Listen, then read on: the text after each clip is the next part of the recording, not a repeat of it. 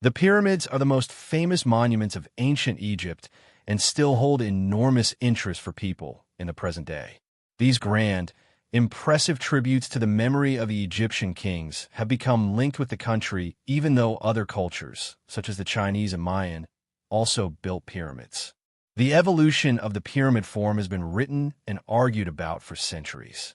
However, there's no question that, as far as Egypt is concerned, it began with one monument to one king designed by one brilliant architect, the Step Pyramid of Djoser at Saqqara.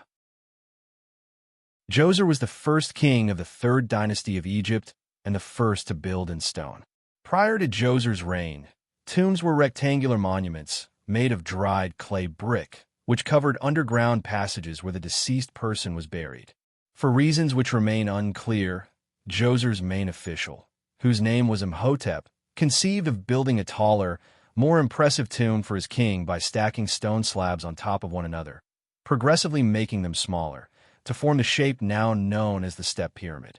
Djoser is thought to have reigned for 19 years, but some historians and scholars attribute a much longer time for his rule, owing to the number and size of the monuments he built. The Step Pyramid has been thoroughly examined and investigated over the last century, and it is now known that the building process went through many different stages.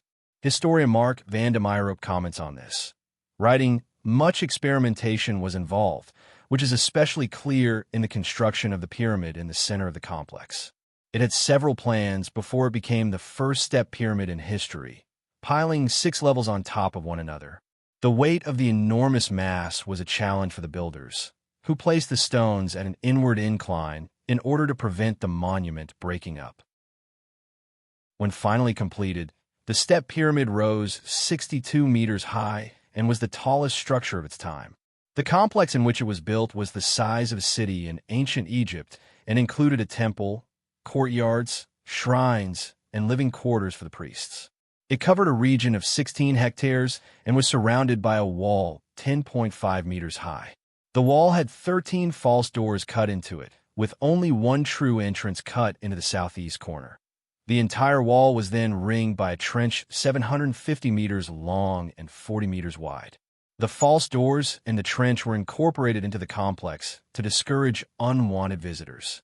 If someone wished to enter, he or she would have needed to know in advance how to find the location of the true opening in the wall.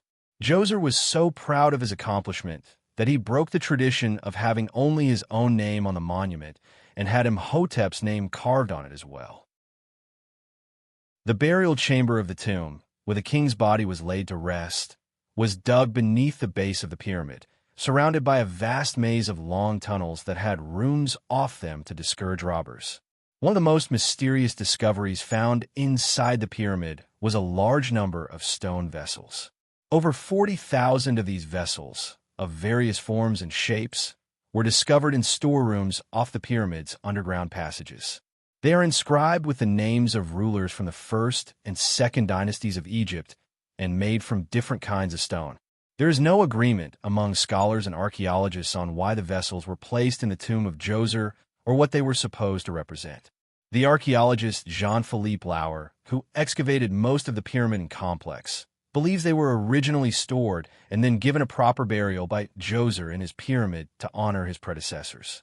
There are other historians, however, who claim the vessels were dumped into the shafts as yet another attempt to prevent grave robbers from getting to the king's burial chamber.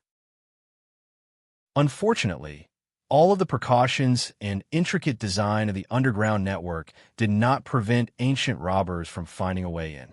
Djoser's grave goods, and even his body, were stolen at some point in the past, and all archaeologists found were a small number of his valuables overlooked by the thieves. There was enough left throughout the pyramid and its complex, however, to astonish and amaze the archaeologists who excavated it. Egyptologist Miroslav Werner writes, "Few monuments hold a place in human history as significant as that of the Step Pyramid in Saqqara. It can be said without exaggeration that this pyramid complex constitutes a milestone in the evolution of monumental stone architecture in Egypt and in the world as a whole." The step pyramid was a revolutionary advance in architecture and became the archetype which all the other great pyramid builders of Egypt would follow.